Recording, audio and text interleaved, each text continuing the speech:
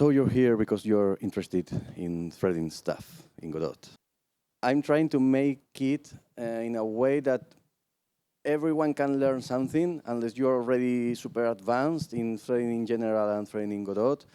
So I hope it's interesting for all of you. But well, first things first, I will introduce myself. And in order to start from the beginning, I will let you know first who I was. This is in 1992.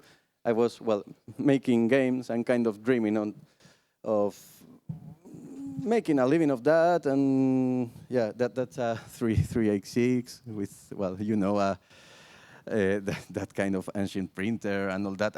And something that I think eventually ruined my shoulder. As you can see, that's not ergonomic, having the mouse at that position, and also the backrest of the chair. That was terrible, but I at that age, you don't have any sort of pain, and everything's okay. So I made little games for MS-DOS. That's one where my friends and I could fight safely. Well, a clone of Punk. I didn't know how to make collision detection with circles, so what I did in the end was detecting collisions with the hitbox is a square, a little smaller than the diameter of the balls. For me, it was enough. But now, who I am today? Well, the name is the same as when I was a kid. I'm Pedro Estébanez, random shaper in the Godot community. That's my avatar.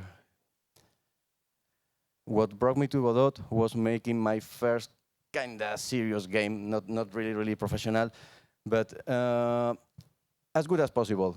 The game is already available for mobile platforms. In the future, I hope I will be able to put it also on consoles as well. And well, if you later have a couple of minutes and you can download it and give it your honest 5-star rating to it, I would be very grateful. My day job used to be in other areas of computing, software development, e-commerce, and all that web development stuff. That was what was available unless I wanted to move to bigger cities. So game development was a hobby mostly until I discovered Godot. After a period of freelancing Godot consultancy, I joined Prehensile Tales, one of the most exciting Godot companies around. And eventually, I joined W4 Consoles since its inception to be part of the console division, the console middleware division.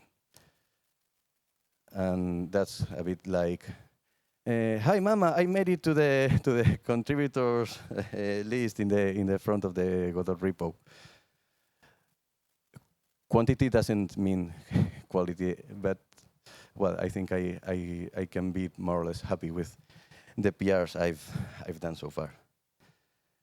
And speaking of that, let's also see. That's who I am, but who I feel like.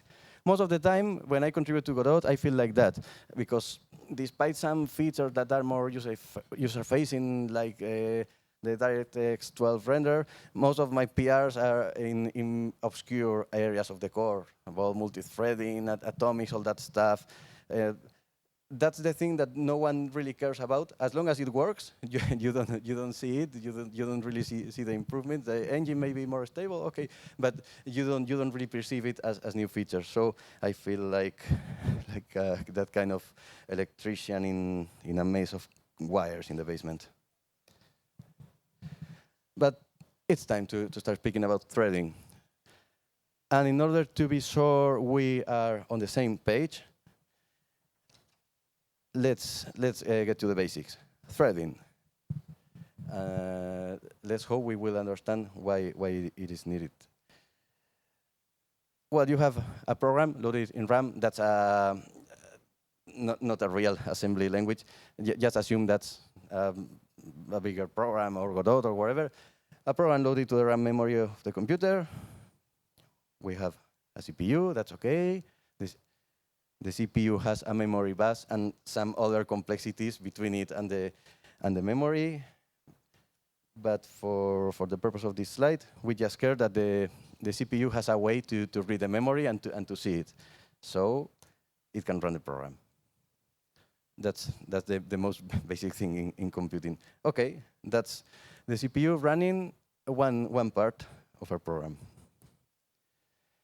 But if we have the same starting situation and we have a CPU with 2 cores, obviously, we can have 2 different parts of the program running at the same time, or even the same part, as long as they are handling different pieces of data. Well, the algorithm may be the same, but they are running a batch task, and well, they happen to be running the exact same code, but providing meaningful results in both cases.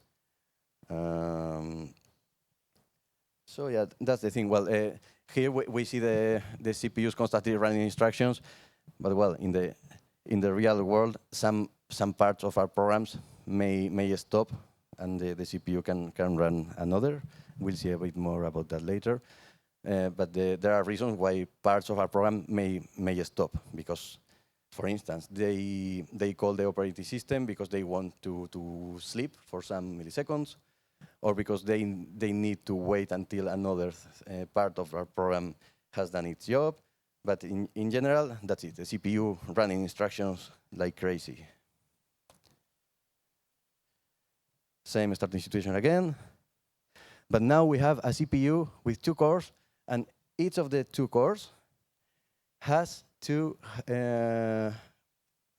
let's call it for now, 2 program running slots.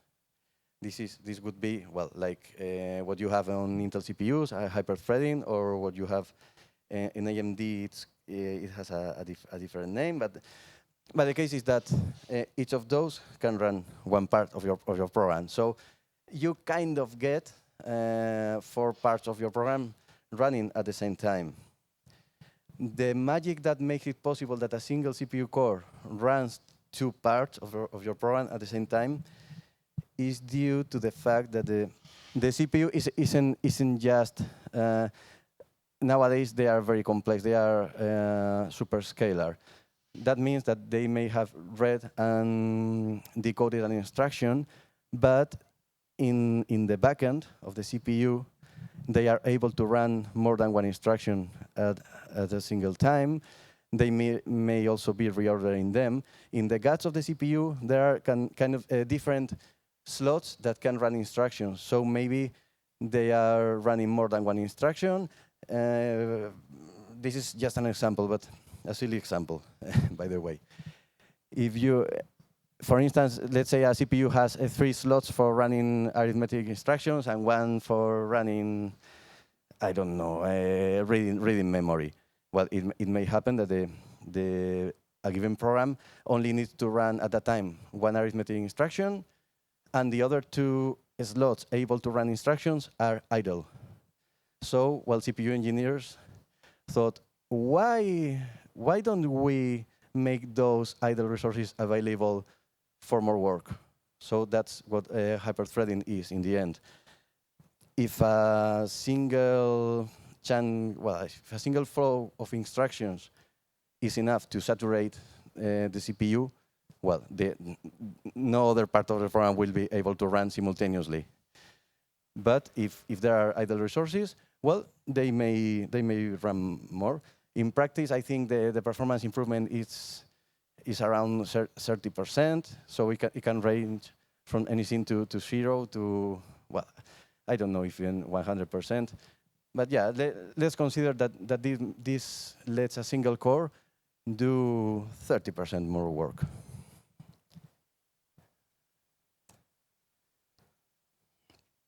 Now we have a much bulkier CPU. It has 4, and from now on, we will be calling them hardware threads. Those kind of instruction running slots I was referring to earlier are hardware threads.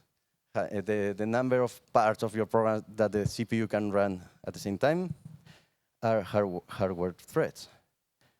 So are there software threads? Of course. when you make your program may be issuing threads, and the thing is that the number of threads your program wants to run at a given moment may not match the number of threads the CPU has. So that's why the operating system has a super important piece for reliability and performance, which is the scheduler. So, for instance, at a given moment, if we start our program and it wants to run all 6 threads, well, the operating system may do that initial assignment, thread A to one of the cores, thread B to the other core. And you may wonder, why not more simply A and B to the first core? Well, we're considering a theoretical, very simple operating system. But if I had to write a scheduler myself, I wouldn't want to, but if I had to, the first thing I think I would do is try to keep threads on separate physical cores, so they don't have to share those resources. If it turns out that we have to run more threads, well, there's the best course of action, well, is to schedule them in those other hyper threads and sharing the core. So for instance, yeah, we have started a program with all those 6 threads. At a given moment, only A, B, C, and D are running. But at some point, the operating system has to be fair with the other threads. So it would, for instance, decide to stop running A and B and swap them for E and F. And after a little bit more time, we're speaking about, well, sub-second times, of course, it may want to schedule A and B again on a round-robin fashion, or applying whatever complex heuristic, because, well, in the real world, it's not just that simple. Also, one thread may enter a sleep state or make a syscall, and it can't make any progress, so the operating system, well, has to take it out from a core and put there another thread which is able to make meaningful work. And oh, I remember, I have been letting some notes to myself, so I didn't forget to talk about some other stuff. Yeah, so don't let's forget about the additional hardware-originated software sources of complexity. Yeah, the hardware, of course, in the real world, and especially nowadays, it's much more complicated than this very simplistic model. In the realm of complexity, additional complexity that arises from the hardware, well, we have quite an important thing, which is that nowadays many CPUs, both desktop and mobile, have heterogeneous cores. For instance, on Intel, you have the P cores, the performance cores, and the E cores, the efficiency cores. They have different performance characteristics. Even in some architectures, they may have support a different instruction set. So the operating system has to make more clever decisions about which thread to put on each core.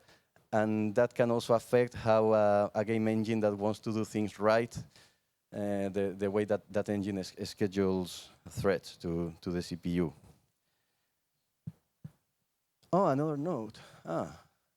Don't forget about the additional software-originated sources of complexity. Yeah, the software itself, it couldn't be another way. Also add some complexity to the equation, because we can tell the operating system that some thread has a higher or lower priority than others, so the operating system has to start to be unfair with threads that have lower priority. Software may want to say, well, this thread is very important. It has to run as close as a real-time fashion as possible. So we make it super high priority, and well, but the operating system at the same time has to ensure the other threads can still run. So that's an additional source of complexity. And if I can scroll down in my speaker notes, I will let you know one more. Because, oh yeah, of course, we were just considering that the only threads the CPU has to run are threads from our program. But in the real world, unless you are on a console, and maybe even so, I can confirm without breaking NDAs, but in the real world, there are many programs fighting for time for their instructions to be run. So this topic is really complex. The takeaway from this is that a modern game engine needs to really leverage multi-core or multi-threaded CPUs, because otherwise it's not as efficient and fast as we would want. We would be leaving a lot of performance on the table. So, well, how this all, or at least a relevant subset of this, applies to Godot. I'm sorry about the AI-generated image. I think it's one of the modern age scenes, but I couldn't resist. I wanted an image depicting something like that, and well, I'm not a good artist, a good graphical artist. So what do we have in Godot for the threading aspect of things? Of course, the basic synchronization primitives. A mutex. How many of you know what a mutex is? You raise your hand. Okay. So, well, mutex is the most basic synchronization primitive. If two threads are sharing some piece of data, and you need to ensure that only one of them is touching that data at the same time, the most basic, the simplest thing to do is using a mutex. The mutex locks any other thread out of that section of code that is touching that data, and once the thread that had the lock releases it, the other threads can, well, one of them will be able to lock it again. And also, the operating system has to ensure the mutex is locked by threads in a fair manner. It wouldn't be okay that at a given moment, some threads are never given the opportunity of locking the mutex, because that would cause deadlock. So the operating system has a huge responsibility in making all this works. Well, binary mutex is in Godot a non-recursive version of mutex. The default mutex is a recursive mutex, which means that a thread can lock it multiple times. It just has a reference count, and whenever you unlock it, the reference count is decremented. When it's 0, okay, it's unlocked. So the mutex, if you're not sure about how many in your code, how the mutex is used, well, you use mutex and call it a day. But if you know that your code will never try to relock the same mutex, you use binary mutex, which is the non-recursive mutex, which is a bit more efficient. In Godot, binary mutex is used in a few places that are very well controlled. Otherwise, when performance is not more important than reliability, we just use mutex. Semaphore, well, is one of the other classical synchronization primitives. It has a count. The basic operations on a semaphore are wait and post. If a thread posts, that means one thread can lock it, let's say. If the number of threads that can lock that semaphore has to do with the number of posts that other threads have done. It's something like that. Then we also have the read-write lock, which is kind of a mutex, but with two flavors. If a thread only wants to lock for read access, well, it can, but other threads can as well, because reading from multiple threads is generally safe. But if one thread wants to lock it for writing, that's the only one that can access, and it won't get the write access until any other thread doing reads or writes have finished.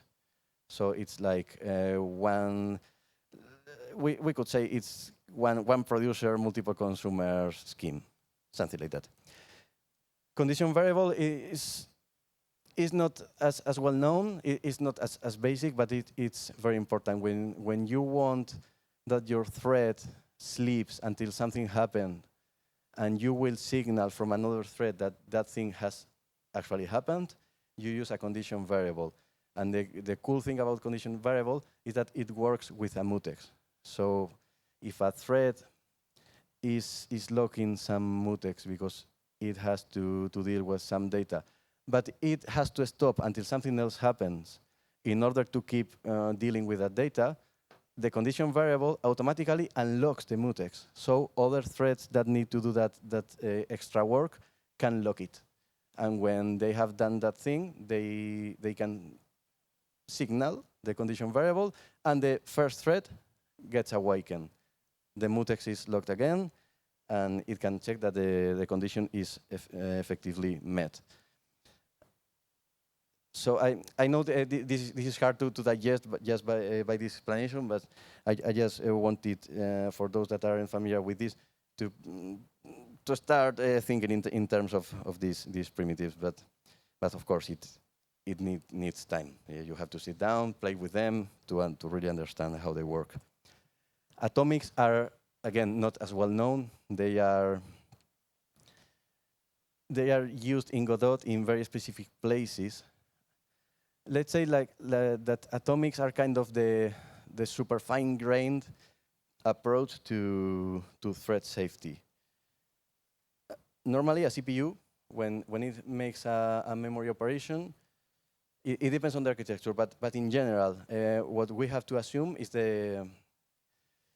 that they are in the least safe case. So when a CPU reads or writes from memory, it may happen that another core of the CPU or another CPU in the same system is accessing that memory address at the same time. So depending on the architecture, again, it may happen that one thread sees a value partially written to memory, kind of getting the first 16 bits of a 32-bit integer from before the assignment, and the other 16 bits from after the assignment. That's what is called a data race. And in order to prevent that, the CPUs are provided with instructions that ensure that the operation happens atomically. That is, it happens in one step. It may internally require more steps, but to the perspective of the code running, it happens at once. For instance, incrementing a number atomically. If you have a proper primitive somehow assisted by hardware, or maybe also a bit assisted by software, but from your perspective, if, for instance, in Godot, you're using safe numeric or safe ref count, you can increase or decrease with all the peace of mind, because you know it will happen atomically. Yeah. Even if multiple threads are fighting for doing arithmetic on those numbers, the result will be correct.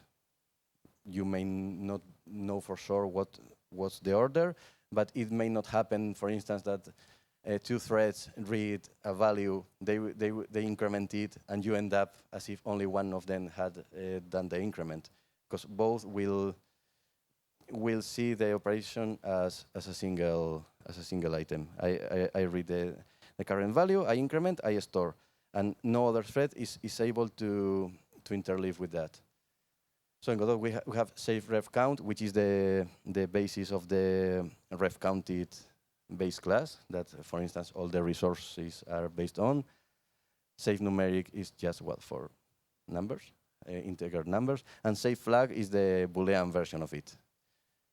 This is very used in Godot when there's a thread, for instance, a thread in a server running work, and it's constantly in its loop. Is constantly checking, has exit been set to true?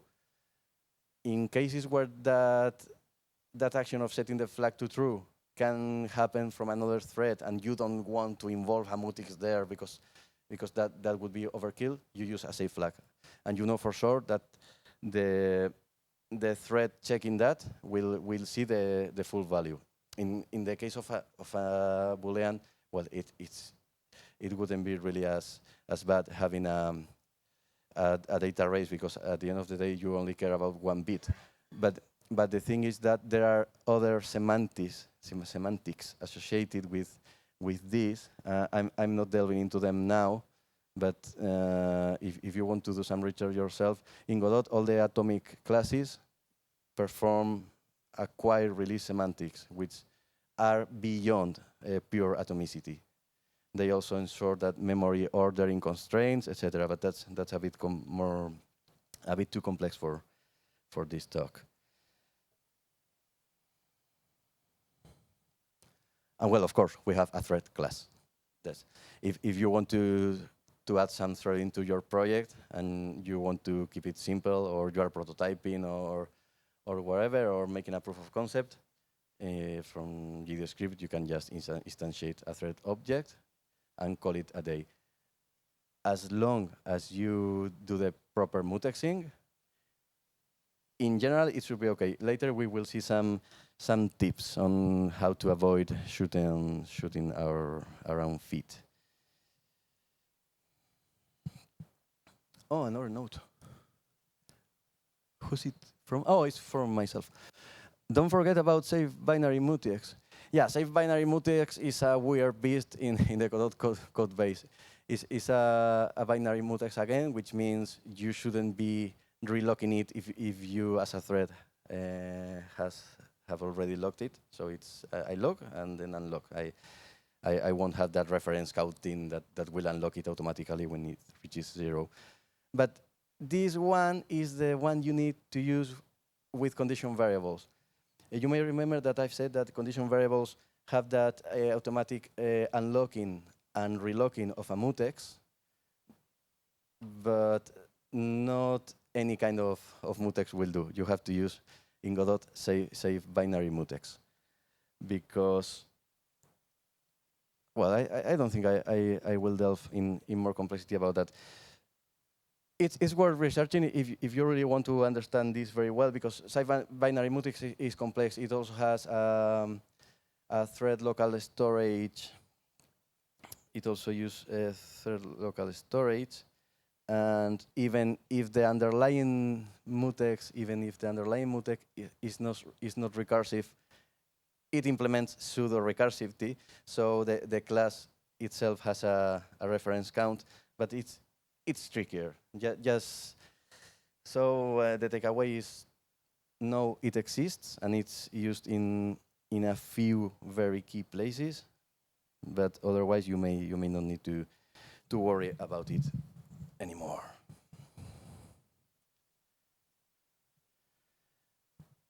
So let's look at a landscape now. The landscape of threads that you can expect to find in a running Godot project.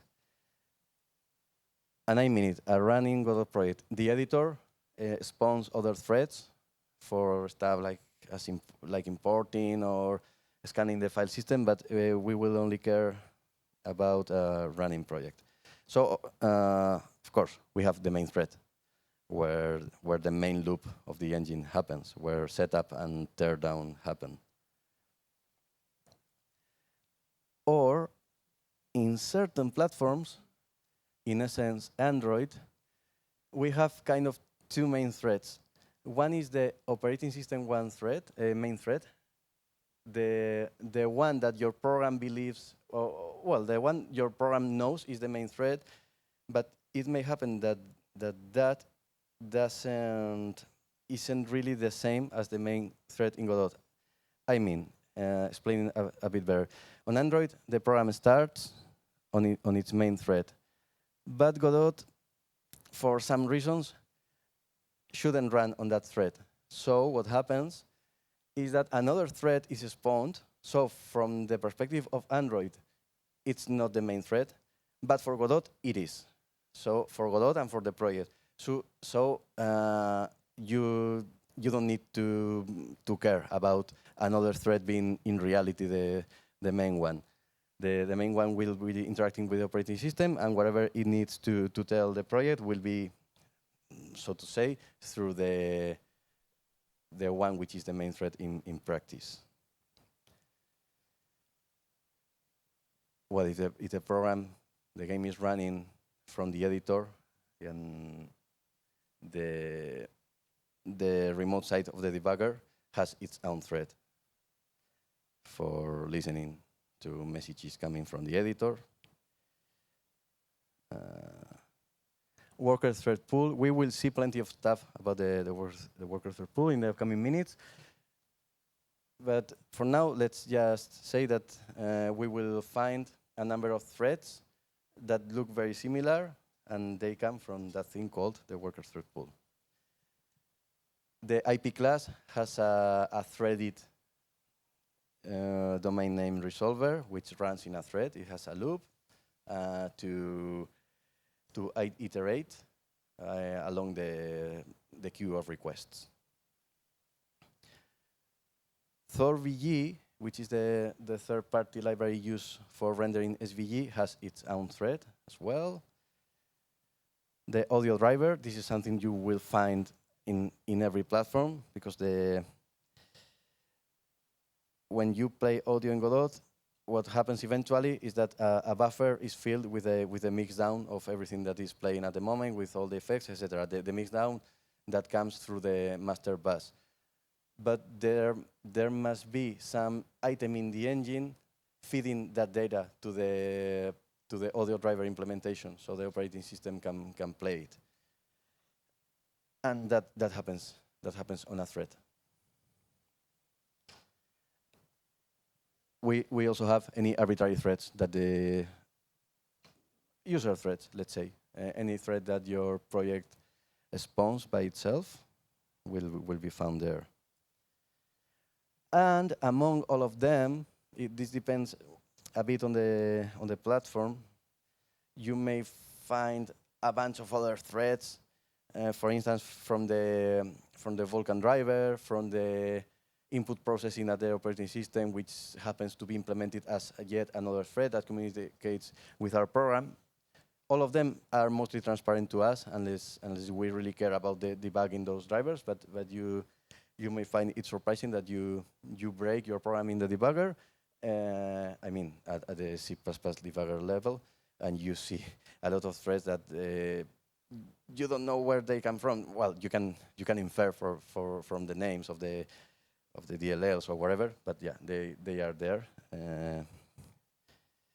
annoying a bit sometimes. I promised we would be talking about the WorkerThreadPool. A very, let's define it as the backbone of threading in Godot. Only that Godot happens to have more than one backbone, but that's aside. So this is a pool of threads. So I will, since an image is worth 1,000 words, I will describe it with an image. That's a pool of threads. And now the bad joke is over. Let's be a bit more serious. The WorkerThreadPool is a component in Godot which is a singleton. It exists all the time during the lifetime of the engine. It spawns as many threads as logical cores the system provides. For instance, in the case we were seeing, if you have 2 cores and both of them are able to hyperthread, well, that's like 4 logical hardware threads or 4 logical cores. So that's the amount of threads the WorkerThreadPool spawns. We will see in a moment why. It can be configured in project settings. The default is, well, of course, as many threads as cores, as I've said. And also for low priority tasks, because tasks submitted to the WorkerThreadPool can be high or low priority. For low priority tasks, it will use, in case of contention, no more than an amount which is computed like that.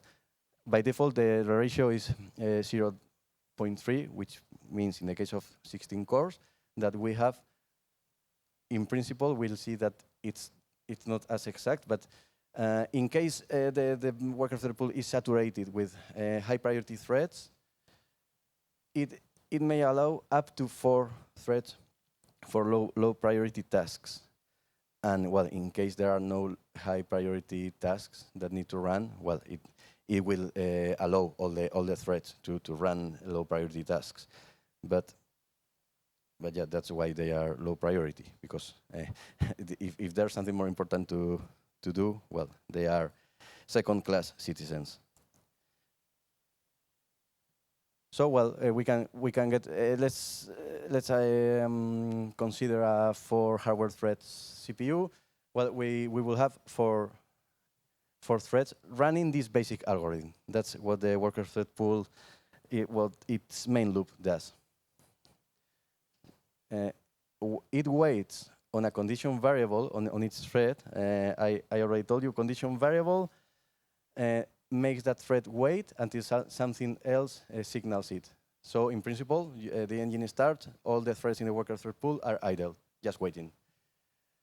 But once one of them has been awakened, the rest happens.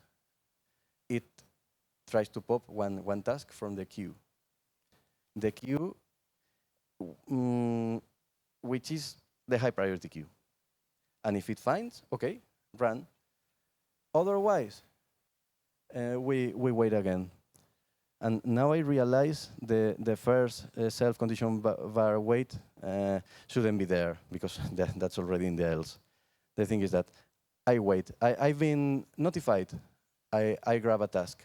If there's no task, the thread may wonder, why have I been awakened if there's no task? Well, there's something called spurious awakes that can happen with these synchronization primitives.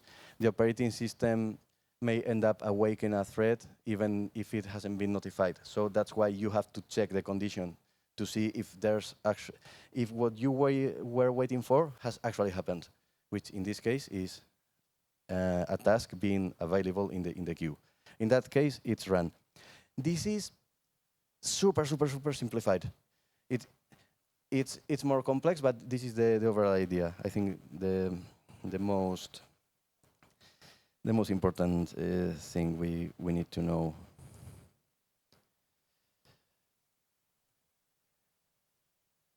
But sometimes tasks in the WorkerThreadPool need to wait for other tasks to have done its job.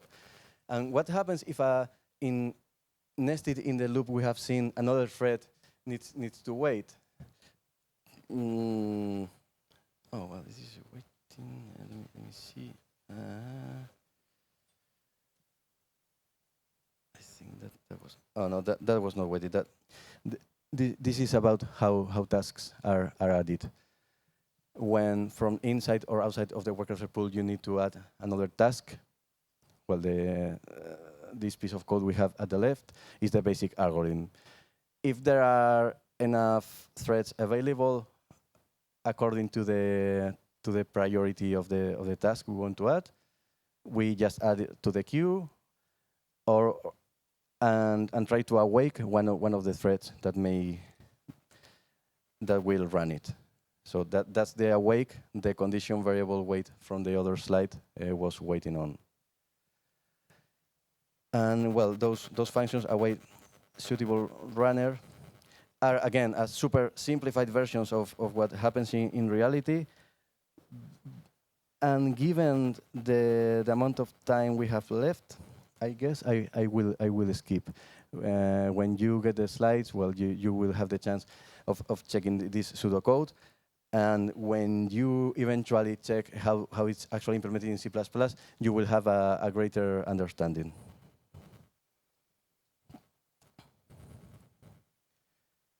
And now, yeah, what I was going to talk about, if a thread running if a task running on the WorkerThreadPool needs to wait, it's a bit tricky, because that thread was supposed to be available for other tasks that don't need to wait.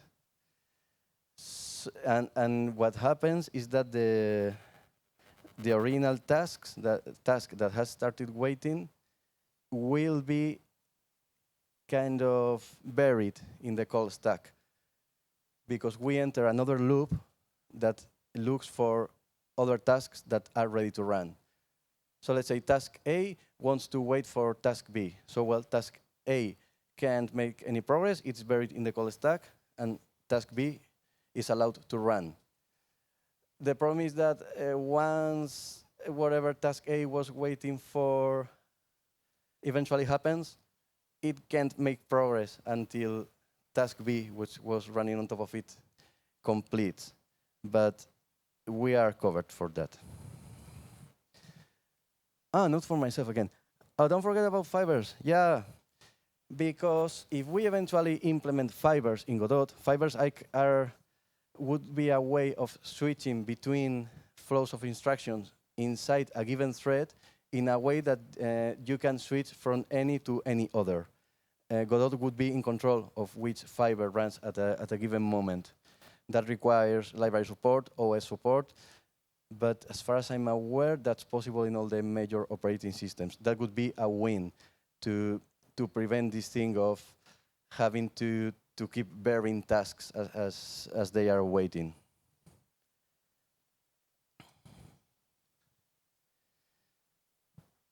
So, well, what does Godot use the WorkerThreadPool for?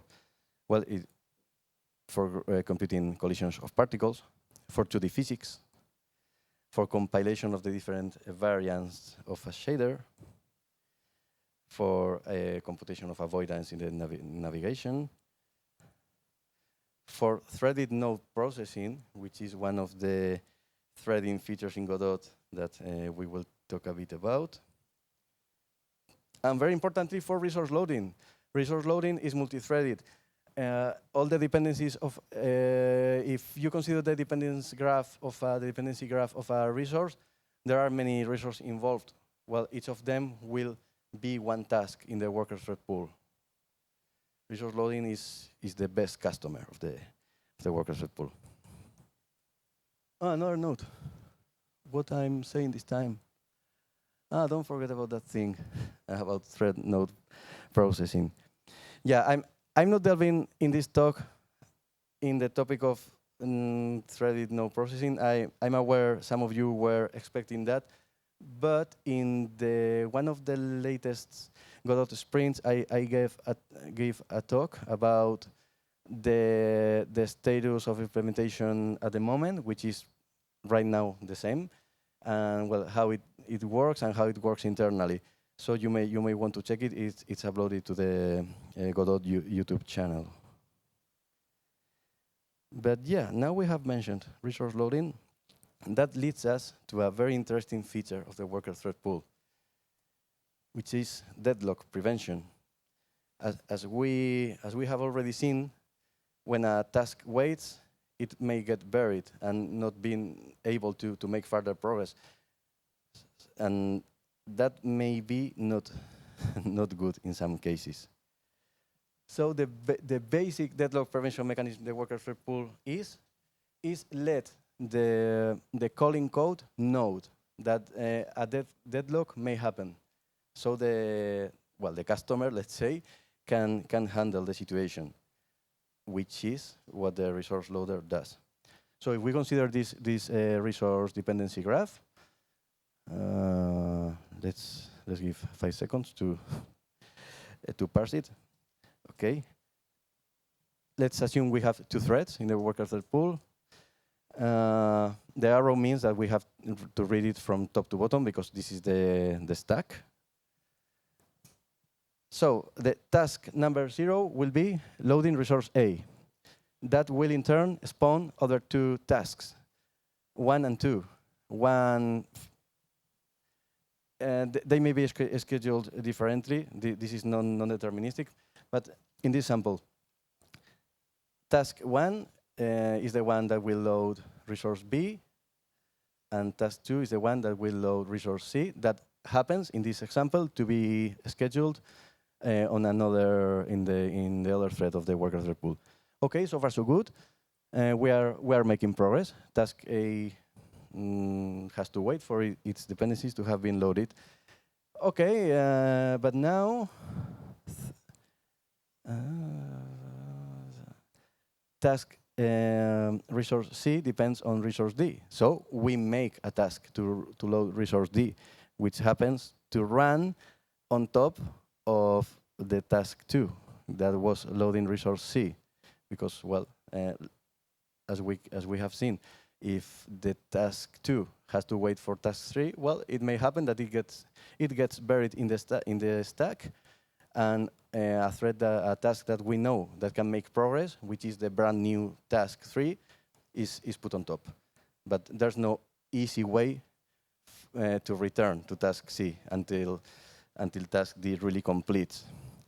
And now it turns out that resource D depends in turn of resource D. So this is not a cyclical dependence. This is fine, but it's a problem for the worker thread pool, because task 4 to load again resource B needs to wait on task 1, which is buried in the stack of 3.0.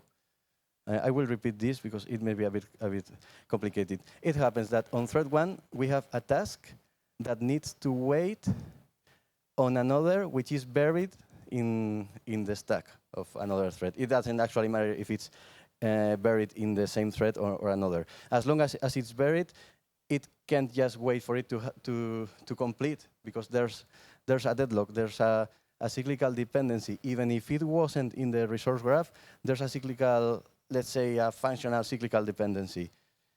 So when that happens, the worker thread pool applies that algorithm. If the task I've been asked to wait on has an identifier lower than the task I'm being asked from, I will be conservative and say, this may deadlock. So I choose to return error busy. If whoever piece of code is dealing with the worker thread pool can handle it, okay. Otherwise, there will be errors and the situation is non-progressible. Unless, again, if we eventually implement fibers, this doesn't need to happen.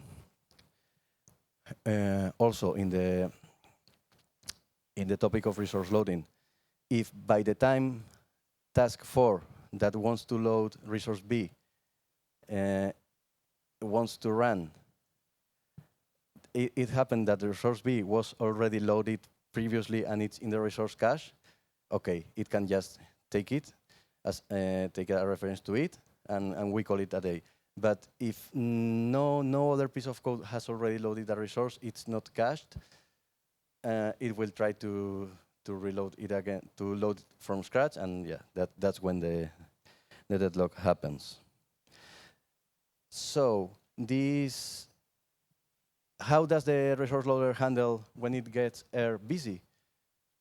It just restarts, starts a new load for the resource that was buried in the stack. In this case, we want to load resource B.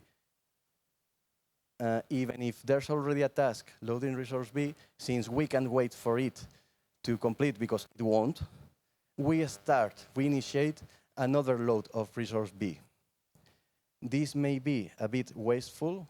It depends on how unlucky we are at runtime, how tasks are scheduled, but it's robust. It's 100% fail-safe. Again, with fibers, we wouldn't need to apply these measures. Oh, we're super late, I think. Well, we started a bit earlier, so we're in that. But yeah, I think we have 30 minutes left, so yeah, we can chill out a bit. Now, another very important aspect of Godot, the servers. You know, the building blocks of functionality. We have audio server, navigation server, rendering server, those pieces that are kind of the backends of the scene tree. When you add a sprite, for instance, to the scene tree, well, what you see as a user is a sprite node, but what has happened under the hood is that the rendering server has been asked to create well, an element, and there's an API surface between the servers and the nodes to control them. So we as a users deal with a very human-friendly interface, but that interface under the hood has to deal with the more primitive and more raw server API. Certain servers, like physics and rendering, have different thread models. That's why they are important for this talk. We used to have single and safe, and we still have that option seemingly in Godot. You can choose the single and safe thread model for the rendering server. The thing is that it doesn't work. It doesn't work anymore. That's no longer possible.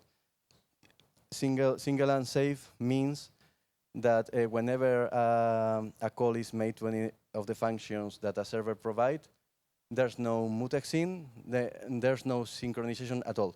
The call just happens. It doesn't matter from which thread it comes.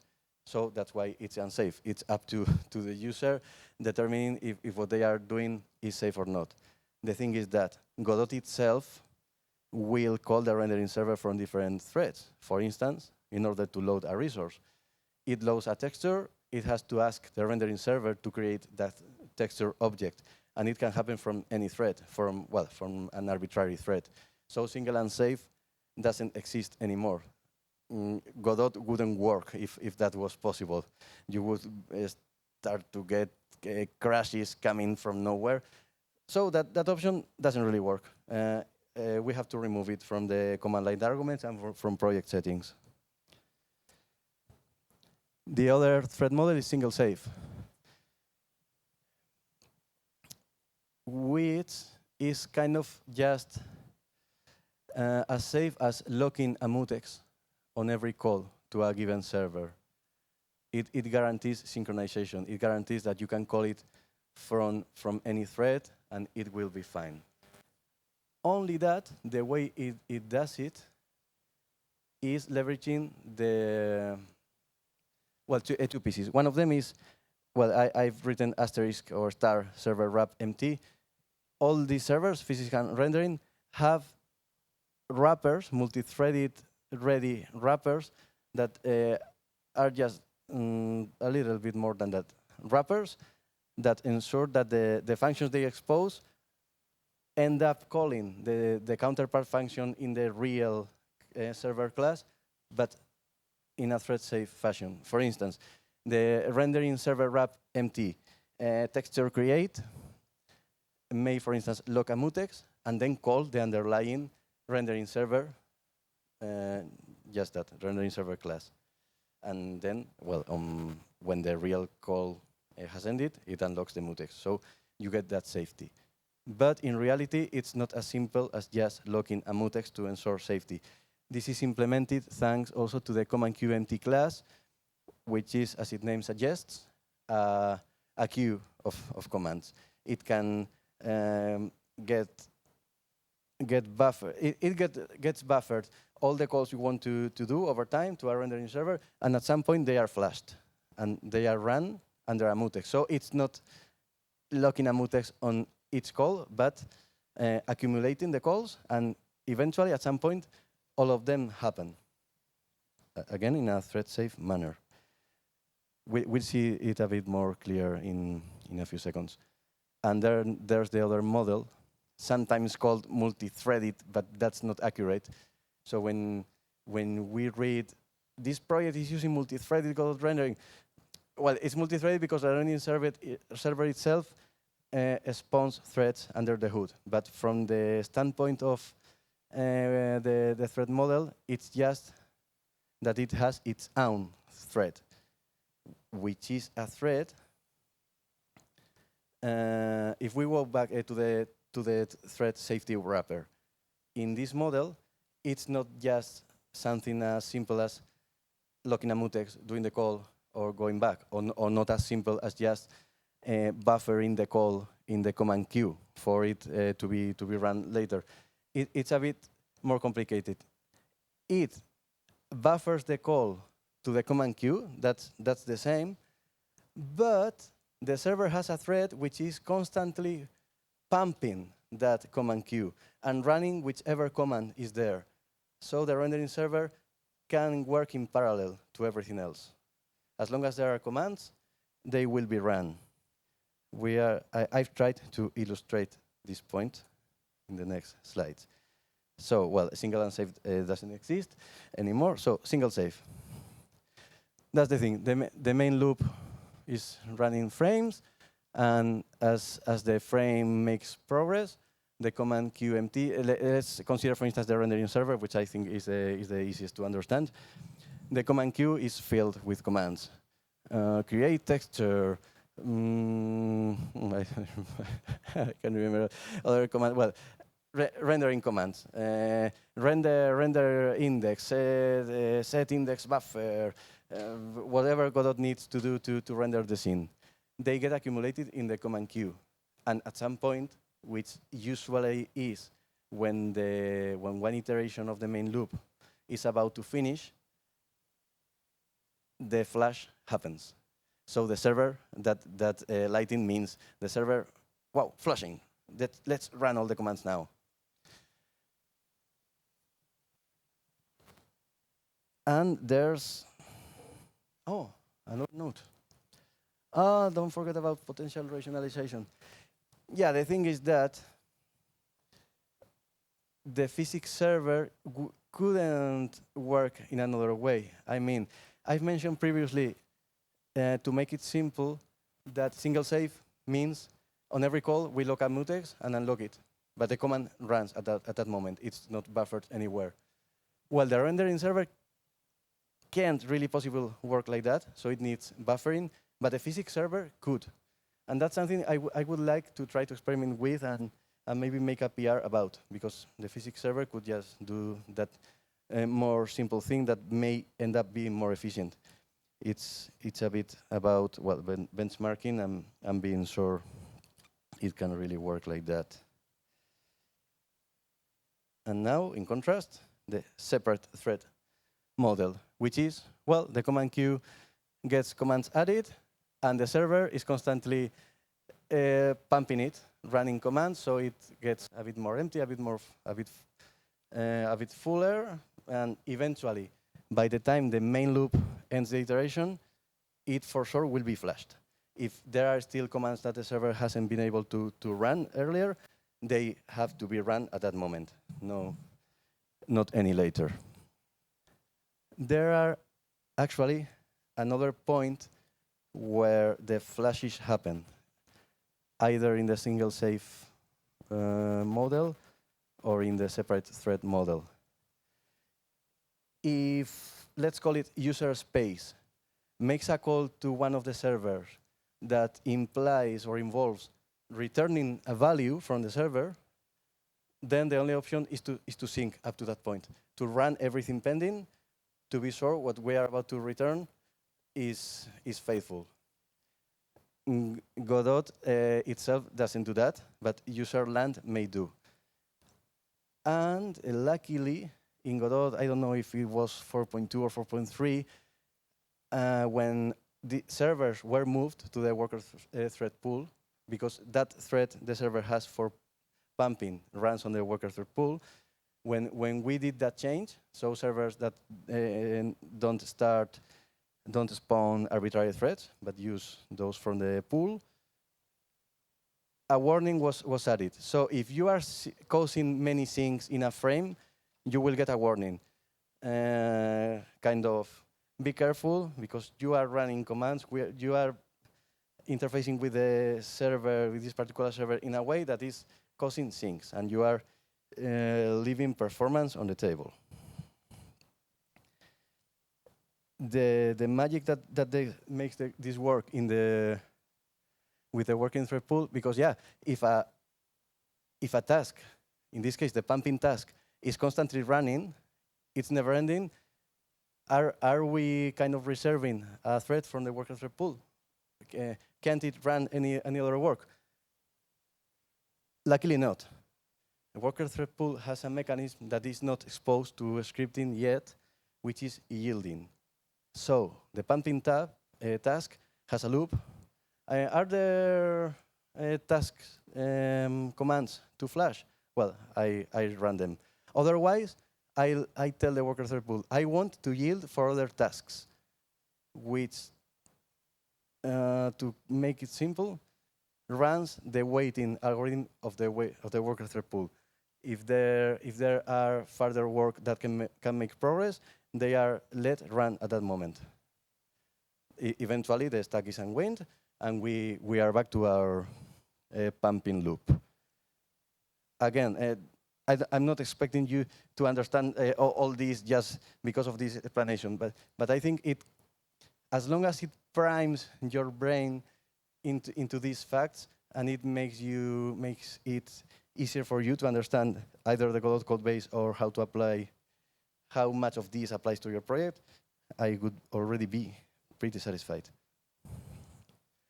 WorkerThreadPool yield feature. No, I haven't forgotten.